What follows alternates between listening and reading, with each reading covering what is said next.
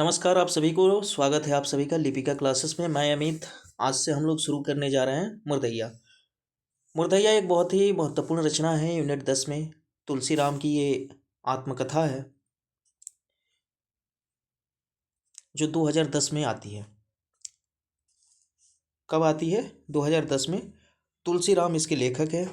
JNU में ये कार्यरत थे और इन्होंने अपनी ये जो आत्मकथा लिखी है इसका नाम है मुर्दैया। इसका एक दूसरा भाग मिलता है जिसका नाम है मणिकर्णिका। ठीक है, तो हमारे सिलेबस में लगा हुआ है सिर्फ मुर्दैया, तो हम बात करेंगे सिर्फ मुर्दैया की।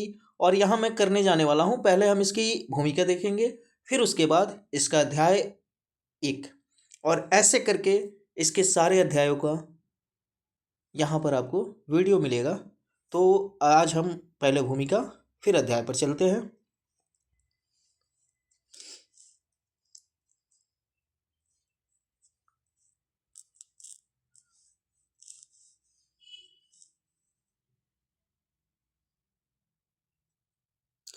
प्रकाशन वर्ष की प्रामाणिकता के लिए आप ये देख सकते हैं, पहला संस्करण डॉक्टर तुलसीराम 2010 में। ठीक है, तो ये मुर्दैया का प्रकाशन वर्ष है आपका 2010 में। इसका पहला संस्करण आता है, उसी को हम समय मानते हैं।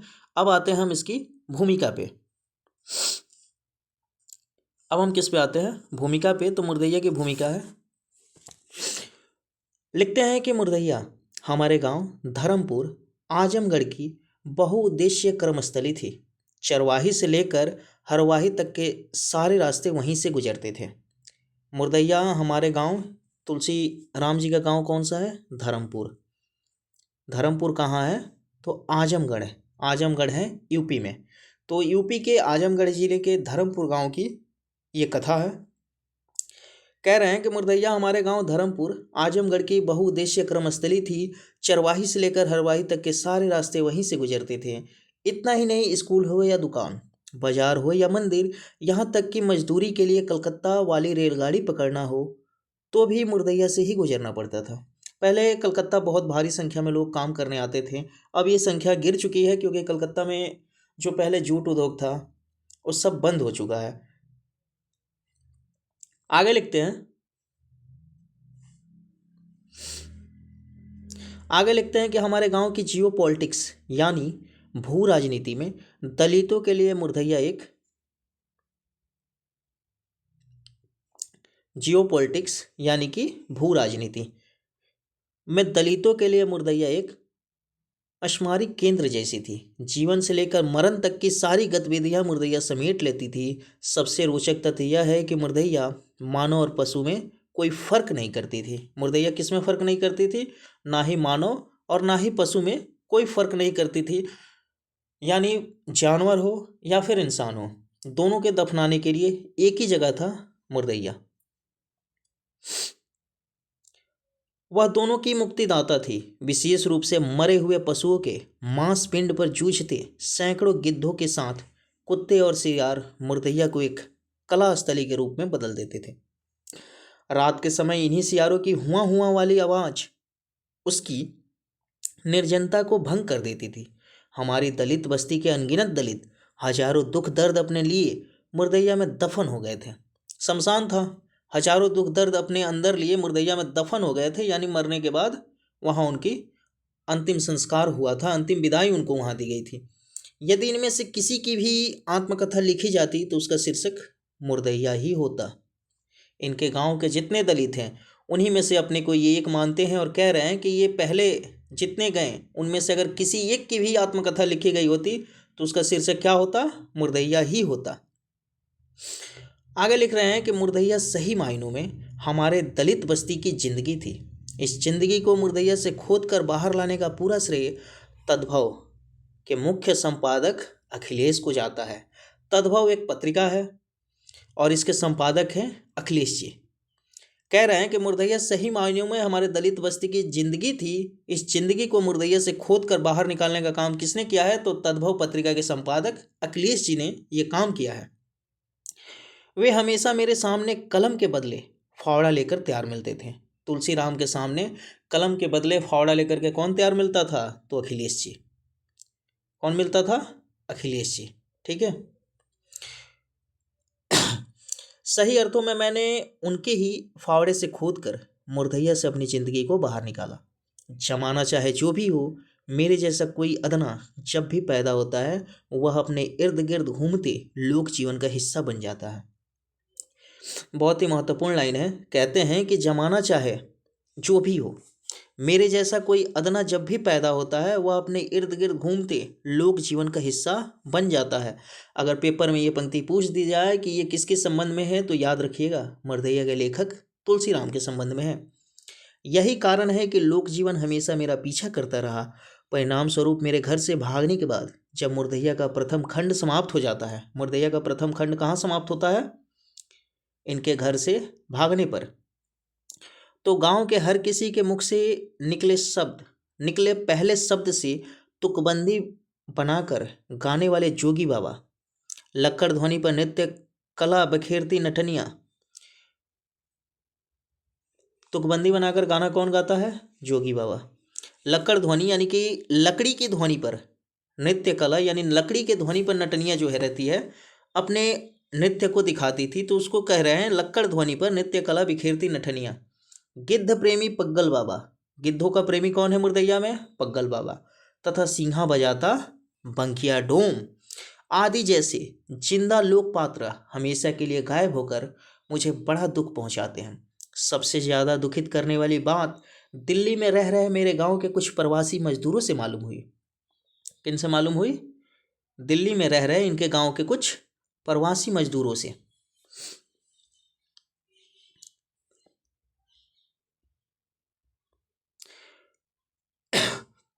कहते हैं कि 50-60 साल पहले जिस मुर्दैया का वर्णन मैंने किया है, वह पूर्ण रूपेण उजेड़ चुकी है। मतलब घटना कब घटी थी? इनके बचपन में। इनकी बचपन की चीज़ों को ये लिख रहे हैं वर्तमान संदर्भ में, जब इनकी उम्र 2008-10 में ये प्रकाशित होती है। उस समय जब ये उसका वर्णन कर रहे हैं, तब कह रहे हैं कि अभी जब मेरे दिल्ली में मैं अपने गांव के कुछ मजदूरों से मिला, प्रवासी मजदूरों से मिला, तो मुझे वहाँ की स्थिति पता चली। और क्या इन्हें पता चलता है कि सारे जंगल कटकर खेत में, सारे जंगल कटकर किस में बदल गए हैं? खेत में बदल चुके हैं। जिसके चलते गिद्धों जैसे अनगिनत दुर्लभ पक्षी तथा शाही सियार और खरगोश जैसे पशुओं का विलोप हो चुका है। बचपन में दुखित होने का मतलब था आंखों में आंसू आ जाना। ऐसे अवसरों पर मेरी दादी आंख धो लेने को कहती थी, किंतु आज का अनुभव बताता है कि चंद पानी के छींटे से दुख की निशानी नहीं मिट पाती। चंद पानी के छींटे से दुख की निशानी क्या होती है? नहीं मिट सकती है। प्रवासी मजदूरों से ही पता चला है कि मुर्दैया से होकर जाने वाली एक सरकारी सड़क ने हमारे गांव को 3 जिलों आजमगढ़, गाजीपुर तथा बनारस से जोड़ दिया है। मुर्दैया के बीच से जाने वाली सड़क ने मुर्दैया को कहाँ कहाँ से जोड़ा है? तो आजमगढ़ से, गाजीपुर से और बनारस से। उस पर टेम्पो भी चलने लगे हैं। जिस तरह हमारे गांव से बड़ी संख्या में मजदूरों का पलायन बड़े शहरों में हो चुका है, संभवतः मुर्दैया से सड़क निकल जाने के कारण वहां के भूत पिशाचों का भी पलायन अवश्य हो गया होगा।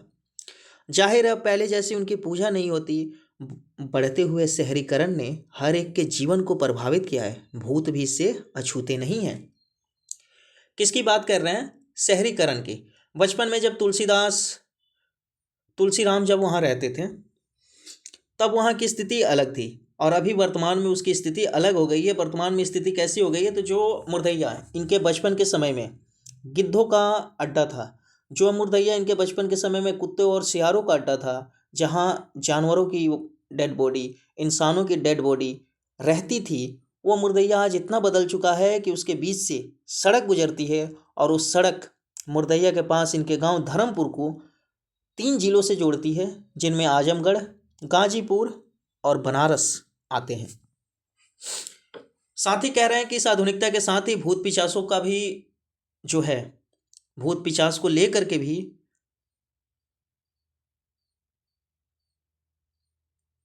भूत पिशाचों का भी पलायन अवश्य हो गया है। मतलब भूत पिशाच भी इस शहरीकरण से अछूते नहीं है। उनको लेकर के भी थोड़ा थोड़ा जो है नव चेतना कहिए या फिर जागरण कह लीजिए, लोगों में आया है। अभी जब हम मुर्दैया पढ़ेंगे ना, तो देखेंगे कि उस समय का जो दौर है, वो भूत पिचास, तंत्र मंत्र, इन सब के बीच, अंधविश्वासों के बीच कितना फंसा हुआ है।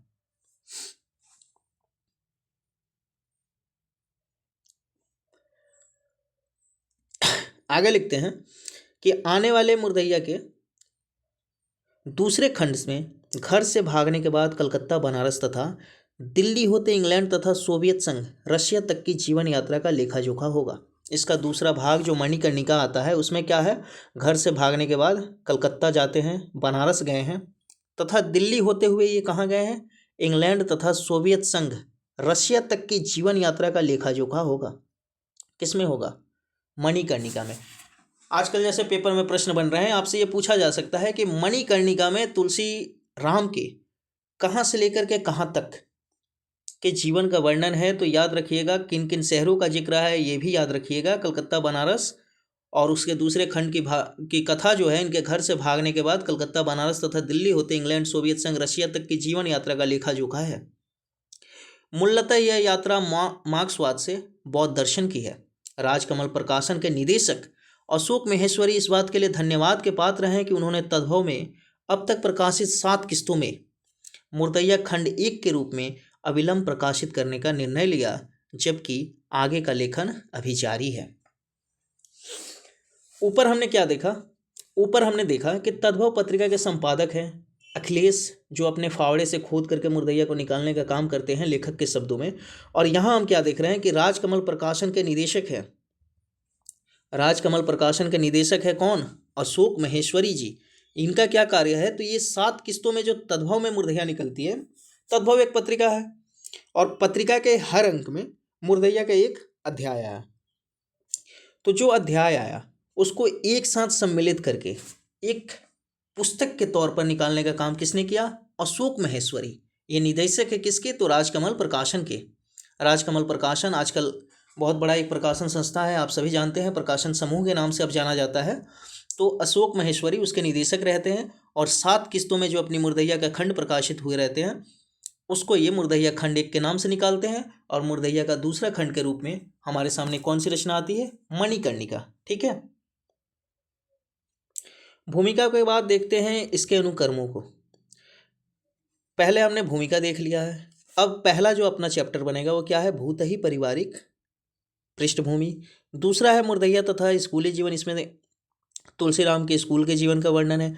अकाल में अंधविश्वास, जो ऊपर हम लोगों ने भूतों को लेकर के शहरीकरण से जोड़ करके उसकी बातें जो पढ़ी, वहाँ पर हम देखेंगे अकाल में अंधविश्वास, यानी तुलसी राम जब अपने गांव में रहते थे तो उसमें अकाल के समय भी लोगों को अंधविश्वास में कितनी रुचि थी, ये इसमें देखेंगे। मुर्दैया के गिद्ध तथा लोक जीवन, मुर्दैया के गिद्ध तथा लोक जीवन, ये अपना चौथा अध्याय होगा। भूतनिया नागिन, चले बुद्ध की राह और आजमगढ़ में फाका कशी, ये 7वां अध्याय है। तो ये थी मुर्दैया की भूमिका। एक बार और आपको बता दूं कि मुर्दैया का प्रकाशन जो है 2010 में इसका प्रथम संस्करण आता है और इसके 2 भाग हैं, पहला भाग है मुर्दैया, दूसरा भाग है मणिकर्णिका।